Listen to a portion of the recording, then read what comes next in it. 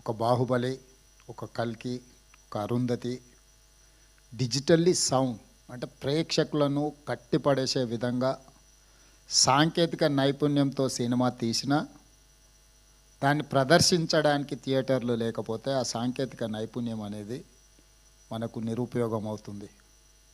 3D movies అన్నప్పుడు shark ఇట్లాంటి movies వస్తే చాలా వింతగా ఆ కాలంలో చూసేవాళ్ళం. ఇంత పెద్ద థియేటర్ ఈ మధ్యకాలంలో నేను చూడలే. ఒకప్పుడు మా younger days, college days we use to go Devi, ఆ తర్వాత వచ్చిన మహేశ్వరి, పరమేశ్వరి ఇట్లాంటి థియేటర్లు పెద్ద స్క్రీన్లు చాలామంది ఆడియన్స్తో చూడడానికి అవకాశం ఉంది.